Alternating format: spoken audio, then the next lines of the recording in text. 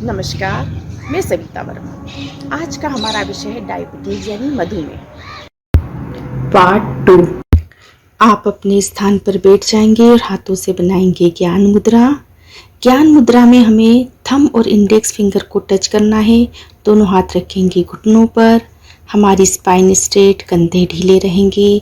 और अब हम करेंगे कपालभाति क्रिया। कपालभाति क्रिया में सिर्फ हमको श्वास को बाहर छोड़ना है। न श्वास लेने पे ध्यान देना है, न पेट पर ध्यान देना है। सिर्फ फोर्सफुली श्वासों को बाहर छोड़ते जाइए। कपालभाति क्रिया एक शुद्धि क्रिया है। इसमें लंग्स का प्यूरिफिकेशन होता है। यह हमारे डेड एयर स्पेस को खाली करती है। जो हमारे नेजल पेसेस और ट्रेकिया में जो डेड एयर स्पेस है उसको पूरी तरह से खाली करती है। कपालभाति क्रिया हमारे लंग्स को शुद्ध करती है, क्योंकि शरीर में कहीं भी ऑक्सीजन स्टोर नहीं होती है। तो जब हम लंग्स की क्लीनिंग कर लेते हैं और फिर दिन भर श्वास लेते हैं तो हमारे शरीर में ऑक्सीजन की सप्लाई बढ़ जाती है। कपालभाति क्रिया शुरुआत में हमें सिर्फ 20-20 के 2-3 सेट ही करना चाहिए।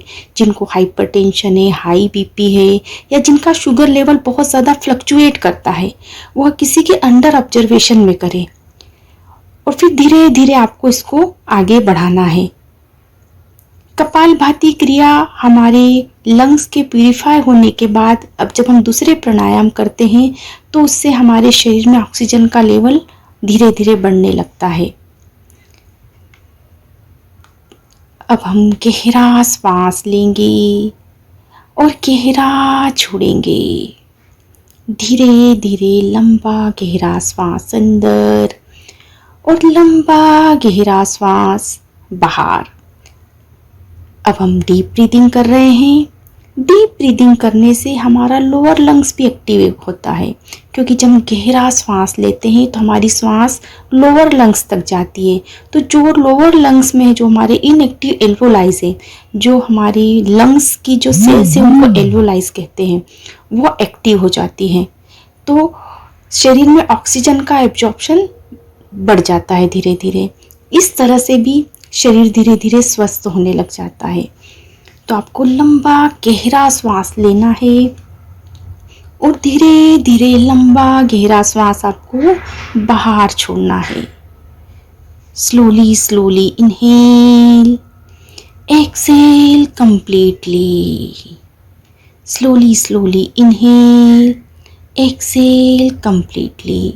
अब हम करेंगे अनुलोम विलोम प्राणायाम।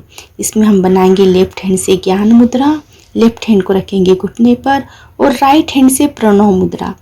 इंडेक्स फिंगर और मिडिल फिंगर को फोल्ड करना है। Right hand, right thumb, right nostril बंद। लेफ्ट से श्वास लेंगे और राइट से श्वास छोड़ देंगे। वापस राइट नोस्ट्रिल से श्वास को लेंगे और लेफ्ट नोस्ट्रिल से श्वास को छोड़ देंगे। जहाँ से छोड़ी यानी लेफ्ट से छोड़ी है तो लेफ्ट से ही श्वास को लेंगे। उंगलियों से लेफ्ट नोस्ट्रिल को बंद करके राइट नोस्ट्रिल से श्वास को छोड़ देंगे। राइट नोस्ट्रिल से श्वास छोड़ी है तो वापस से राइट नोस्ट्रिल से श्वास को लेके थंब से बंद करेंगे और लेफ्ट नोस्ट्रिल से छोड़ देंगे। यह है अनुलोम विलोम प्राणायाम। अनुलोम विलोम प्राणायाम हमारी 72,000 नाड़ियों का शोधन करता है। शरीर में जहाँ भी ऑक्सीजन सप्लाई नहीं हो रही है, अनुलोम विलोम प्राणायाम ऐसा है जहाँ ऑक्सीजन की सप्लाई होने लग जाती है। आपको एक तरफ से लेना है और दूसरी तरफ से श्वास को छोड़ देना है। जहाँ से श्वास छोड़ी है वहीं से श्वास को लेना है और दूसरी तरफ से श्वास को छोड़ देना है। हम इसको रेशो में भी कर सकते हैं। यदि हम एक तरफ से ले रहे हैं तो 1, 2, 3, 4 सेकंड में लेना है और दूसरी तरफ से 1, 2, 3, 4 सेकंड में ही छोड़ना है। मतलब आपने जितनी टाइम में लिया है उतने ही टाइम में छोड़ना है। जब आपकी प्रैक्टिस हो जाए तो आप इसको 2 टाइम छोड़ सकते हैं। यानी 1, 2, 3, 4 सेकंड में लिया है तो 1, 2, 3, 4, 5, 6, 7, 8 सेकंड तक छोड़ सकते हैं। आपको फिर धीरे धीरे रेशो मेंटेन करना है। इससे प्राणायाम के फायदे और ज़्यादा बढ़ जाते हैं। आपको एक तरफ से लेना है और दूसरी तरफ से श्वास को छोड़ देना है। अनुलोम विलोम प्राणायाम हमारे मन को शांत करता है, हमारे तनाव को मुक्त करता है, हमारे कोलेस्ट्रॉल लेवल को मेंटेन करता है। जब हमारा तनाव मुक्त हो जाते हैं तो हमारा शुगर लेवल भी धीरे धीरे नॉर्मल होने लगता है। अनुलोम विलोम प्राणायाम से मन पूरी तरह से शांत हो जाता है। हमको रात में बहुत अच्छी नींद भी आती है। तो आप एक तरफ से लीजिए और दूसरी तरफ से छोड़ दीजिए। शरीर को स्वस्थ करने के लिए, वजन को कम करने के लिए भी अनुलोम विलोम प्राणायाम बहुत मदद करता है। जब दिन भर हम फिर श्वास प्रश्वास करते हैं तो अनुलोम विलोम प्राणायाम के फायदे पूरे 24 घंटे हमें मिलते हैं। हमने भी आसन और प्राणायाम करे हैं।